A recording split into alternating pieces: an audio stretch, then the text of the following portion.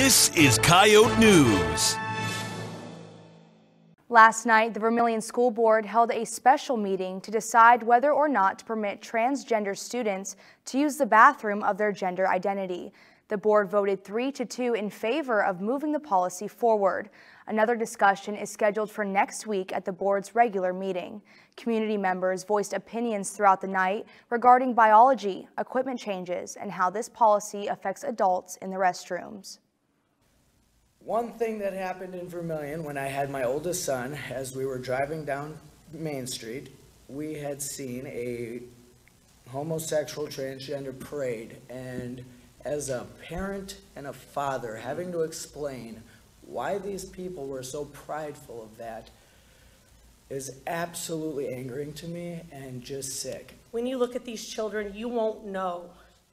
These children are children. And they're girls, and transgender girls are girls, and transgender boys are boys. And these children are being who they are, and we need to support that. So I'm in full support of this. Thank you. The entire discussion is viewable on the Vermilion School Board's YouTube page. School Board President Doug Peterson led the meeting and joins Coyote News' Michael Stake live in the muck. Michael? Thanks, Sierra. I'm here with Doug Peterson, School Board President. What were the main concerns shared with the board last night? Well, thank you for having me, Michael. There were concerns from parties on each side of the issue. Obviously, the biggest concern for everyone is safety of the students using restrooms. Want to know that students have a safe place where they feel comfortable and can use a restroom that aligns with how they identify.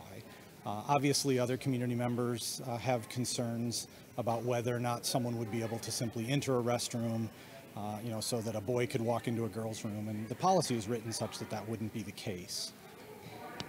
And what are the students saying about this? We've had students appear at earlier meetings, and most of the student presentations have been supportive and indicative that they don't really think about this. As one of the speakers that you showed indicates, that girls are girls, boys are boys.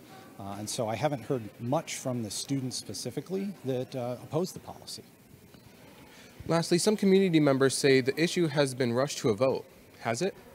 I don't believe so. We have been talking about this. We were actually at the beginning of the year waiting to get guidance from the Department of Education from the Biden administration.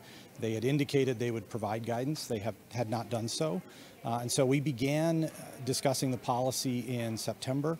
Last night was the fourth meeting at which we've had discussions and public comment. It was actually one of the shorter ones with about an hour and a half or so of public comment and discussion, and I expect there will be more comments next week.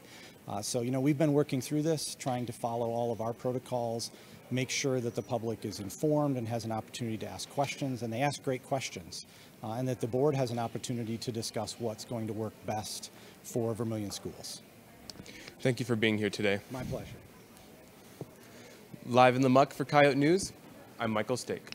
Thanks, Michael. The next board meeting will be held on Monday in the Vermilion City Hall.